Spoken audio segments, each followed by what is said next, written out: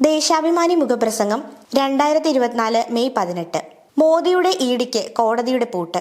ഏവർക്കും അഭിപ്രായ സ്വാതന്ത്ര്യമുണ്ട്. എന്നാൽ സംസാരിച്ചു കഴിഞ്ഞ ശേഷമുള്ള സ്വാതന്ത്ര്യം ഉറപ്പു നൽകാൻ സാധിക്കില്ലെന്ന ആഫ്രിക്കൻ പ്രയോഗം ഏകാധിപതികളുടെ കീഴിലുള്ള ഭരണങ്ങളുടെയെല്ലാം പൊതുപ്രകൃതമാണ്. ഒരു ദശാബ്ദത്തെ നരേന്ദ്രമോദി മന്ത്രിസഭ പ്രതിഷേധിക്കുന്ന നാവുകൾ നിശബ്ദമാക്കാൻ ഗൂഢപദ്ധതികൾ നടപ്പാക്കിയതിനു പുറമെ കള്ളക്കേസുകളിൽപ്പെടുത്തി ചില പ്രതിഭകളെയും ചിന്തകരെയും എഴുത്തുകാരെയും ആക്ടിവിസ്റ്റുകളെയും അഴികൾക്കുള്ളിലാക്കി.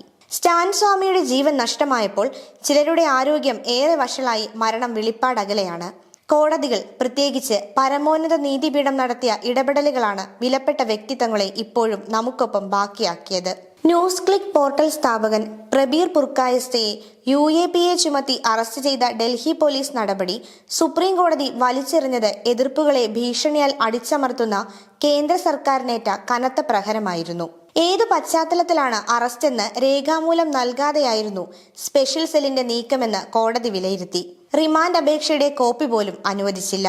നിയമം മറികടക്കാൻ ഗൂഢമായി മജിസ്ട്രേറ്റിന് മുന്നിലെത്തിച്ചാണ് റിമാൻഡ് ചെയ്യിച്ചത്. അറസ്റ്റിലായ ആൾക്ക് താൽപര്യമുള്ള വക്കീലിന്റെ സഹായത്താൽ അതിനെ എതിർക്കാനുള്ള നിയമാവകാശം നിഷേധിച്ചു. നടപടികൾ പാലിക്കാതെയുള്ള അറസ്റ്റും റിമാൻഡും നിയമവിരുദ്ധമാണെന്നും ഉടൻ വിട്ടയക്കാൻ നിർദ്ദേശിക്കുകയാണെന്നും സുപ്രീം കോടതി ബെഞ്ച് ഉത്തരവിട്ടു. തെരഞ്ഞെടുപ്പ് വേളയിൽ ഓൾ ഇന്ത്യ റേഡിയോയിലും ദൂരദർശനിലും പ്രക്ഷേപണം നടത്തിയ പ്രസംഗങ്ങളിൽ നിന്ന് വർഗീയ സ്വേച്ഛാധിപത്യ ഭരണം, ഭരണപാപ്പരത്വം, ക്രൂര നിയമങ്ങൾ, മുസ്ലിങ്ങൾ എന്നിവ ഉപേക്ഷിക്കാൻ CPM ജനറൽ സെക്രട്ടറി സീതാറാം യെച്ചൂരിയോടും മറ്റും ആവശ്യപ്പെട്ടത് മേൽപ്പറഞ്ഞ രീതികളുടെ അനുബന്ധമാണ്.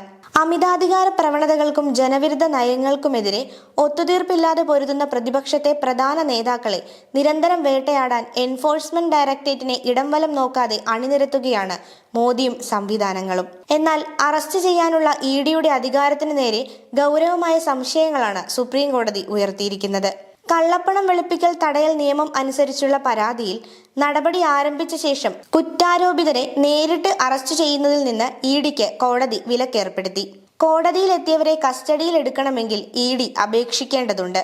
എല്ലാ സാഹചര്യങ്ങളും വിലയിരുത്തി കുറ്റാരോപിതരുടെ കൂടി നിലപാട് അറിഞ്ഞ ശേഷമേ കോടതികൾ തീരുമാനങ്ങൾ കൈക്കൊള്ളാവൂ. കസ്റ്റഡിയിലെ ചോദ്യം ചെയ്യൽ അന്വേഷണ പ്രയാണത്തിൽ ആവശ്യമാണെന്ന് ബോധ്യപ്പെട്ടാലേ കസ്റ്റഡി അനുവദിക്കാവൂ എന്നും രണ്ടംഗ ബെഞ്ച് ഉത്തരവിട്ടു.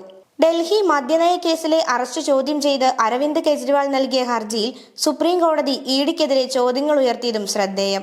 പ്രതി ചേർക്കപ്പെട്ട ആളിന് അനുകൂലമായ തെളിവുകൾ അവഗണിക്കുകയായിരുന്നോ എന്ന് ജസ്റ്റിസ് സഞ്ജീവ് കുമാറും ജസ്റ്റിസ് ദീപാങ്കർ ദത്തയും ചോദിച്ചു.